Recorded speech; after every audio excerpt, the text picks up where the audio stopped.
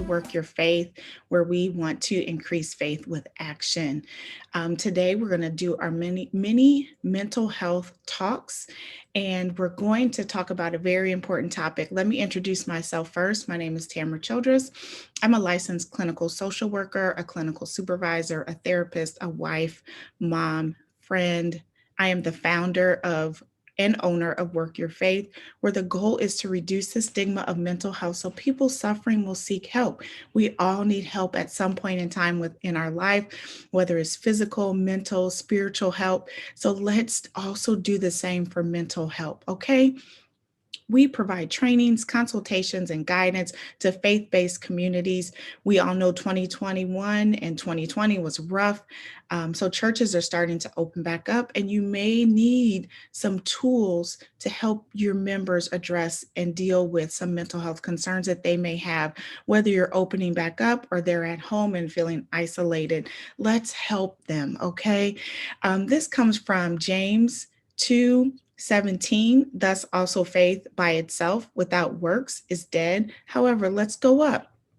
So at 2:14, it talks about, what does it profit, my brethren, if someone says he has faith but does not have works? Can faith save him? If a brother or sister is naked and destitute of daily food, and one of you says, depart in peace, be warmed and filled, but you do not give them things which are needed for their body, what does it profit? Thus, this is 17. Thus also faith by itself, if it does not have works, is dead. So we want to have that balance. Prayer and the spiritual health is very, very important and necessary. But we also want to have that balance so that we can walk out what we need to do to help ourselves with mental health. So today we're going to talk about depression. The other time, one time we talked about anxiety. Today we're going to talk about depression. So as you see the words on this picture, you see depression, sad, hopeless, okay, dark, down, fatigue. Sometimes you have extreme weight gain or extreme weight loss, guilt, sad, despair, empty. Sometimes you may have suicidal thoughts, and we're just going to talk about that today. These are all different types of symptoms of depression or feeling depressed or having that depressed mood. So let's talk about it. So again, we're not here to diagnose anyone, but we do want to give people the tools that they need to identify if they have some depressive symptoms, okay? And oftentimes again, we're not here to diagnose, but if you have these symptoms in a 2-week period, you may want to seek some help, okay? Depressed mood most of the day, nearly every day. Okay, meaning you feel sad, you feel empty, you feel hopeless, and you feel that way throughout the day. Okay, or it could be observed by others. In children and adolescents, it could look like maybe they feel irritable. They may not look depressed or sad, but it could come across different in children. And then also loss of pressure, loss of interest or pleasure. So maybe have hobbies that you used to like to do, and you just don't have any interest in doing that. And that could be nearly every day. And again, this could be observed by others. And then the other symptoms are some symptoms that you may see. We talked about rapid weight loss or rapid weight gain. Maybe you're eating more than normal, or you're not eating enough. You may have trouble falling asleep or staying asleep. Loss of energy. You just don't have the energy to do anything.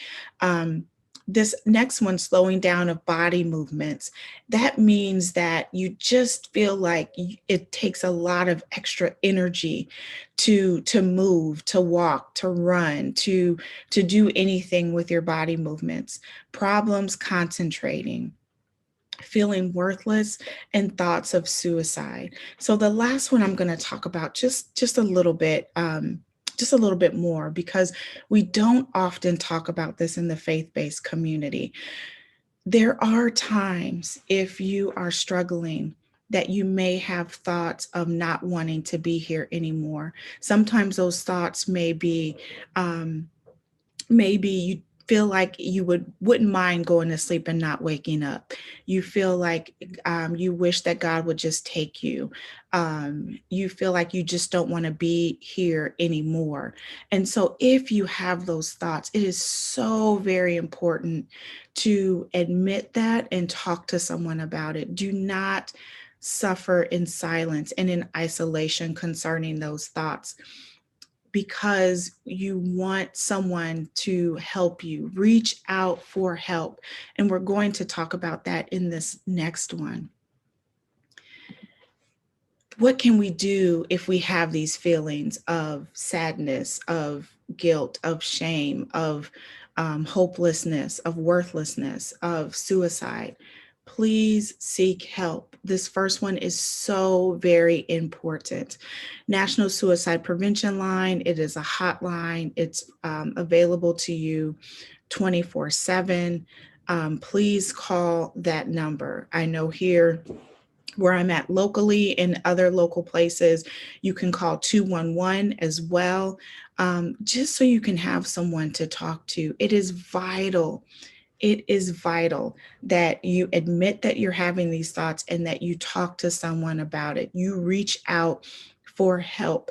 There is still purpose and destiny in your life. And so those thoughts, we cannot allow those thoughts to continue to fester and continue to take root so that you end up isolating yourself.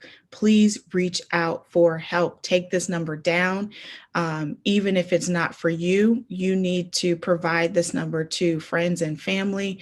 It is very, very important and vital that you have this number in your phone. Next, what else can we do about it? Therapy. Again, seek help. Talk to someone. Therapy is okay. There are many, many, many therapists that I know that will talk to you concerning your thoughts. The other thing that people need to understand about therapy is that therapy is confidential. So if you're seeing a therapist, your therapist cannot talk to your family, talk to your church members, talk to anybody about what's going on in your sessions. And in fact, they can't even tell people that they're seeing you. Okay. It is confidential. We are bound by law to keep that confidential, unless you're in a situation where you feel like hurting yourself or someone else. Then of course we have to say something. But therapy is a place where you can go and give that information out, release what is going on inside, so that you don't continue to sweep things under the rug, because those things will fester and grow.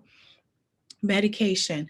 I'm obviously not a doctor, but there are times where you may need to seek medication, or you may need to talk to a medical professional, your PCP, a psychiatrist, concerning those deep thoughts, those deep darkness of depression, because depression can be a chemical imbalance. It is not something that it is not your fault. It is not something that you should feel guilty for. It could be some things changing in your chemical makeup. So please, please, please talk to a medical professional if you have to, concerning your depression. One thing also that I want to talk about is you need to do it before you feel it. What does that mean? So, as we talked about, some of the signs of depression could be um, it's hard for you to move. You want to feel isolated. You feel alone. So, what does that mean? Do it before you feel it. You may not feel like reaching out for help. You may not feel like getting support. You may not feel like getting up and exercising. You may not feel like going outside for a walk. So, you may have to get that accountability. Do it before you feel it. Do that movement, do that action, even if you don't feel like doing it. Talk to someone, even if you don't feel like it. Reach out for help with your supports, even if you don't feel like it, because you may feel like isolating, sitting in a dark room, being by yourself, but we know that that's not going to help with your depression. As a matter of fact, that's going to make it worse. So you have to do things before you feel it, so that you can start to change the trajectory of your feelings and your depression. Again, those other things ahead, therapy, possibly talking to a medical professional, seeking help, are all important. In addition to that, making sure you do things, you become active, you talk to your family, you talk to your friends, you reach out for support, even if you don't feel like it. This last one is, meditating on the word. We talk about meditation and being mindful of what state we're in. And so going before, where we said do it before we feel it, you may not feel like you can go to the word, but go to the word. The word says the righteous cry out. So cry out to the Lord. He will hear you and he will deliver you from all of your troubles. The Lord is close to you. He is close to those who are brokenhearted, and he saves those who are crushed in spirit. If you're depressed, he saves you. He is close to you if you're brokenhearted. He will hear you and he will deliver you. Meditate on that word, because that is what is true. It is true that the Lord is close to you, where your mind may be saying that God doesn't love you, that God is not here with you. So that is why it's important that you go to the word. Matthew 11:28 says, and Jesus said, "Come to me, all of you who are weary and carry heavy burdens, and I will give you rest." You may not feel that that is true right now, but continue to meditate on that word so that that can get into your spirit. So thinking about, what do we do about depression? It is vital that you seek help, especially if you have some suicidal thoughts. It is vital that you seek therapy or you talk to someone and you get those supports. It is vital. It may be vital that you seek help from a medical professional. Do all of this before you feel like doing it, because you may not feel like it. Meditate on the word. That is very, very important, to get those thoughts and that word into your spirit, and know that the Lord is close to you. He is close to you and he saves you because you are crushed in spirit. So he will deliver you from all of your troubles. So thank you for watching today. I would encourage you to continue to take that number for the suicide prevention line. Take the number and seek help if you're having any suicidal thoughts, because that is very, very, very serious. And then also reach out, talk to someone, find help. We are here for you. We are here if you are feeling depressed.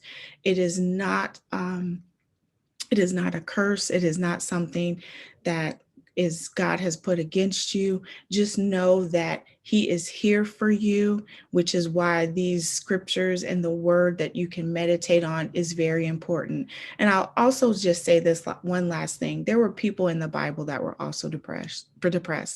Elijah was depressed. There are other people that were depressed. And so just know that God is here for you. We are here for you. Seek help and let us know if there's anything that you need as far as getting help for your depression. Thank you.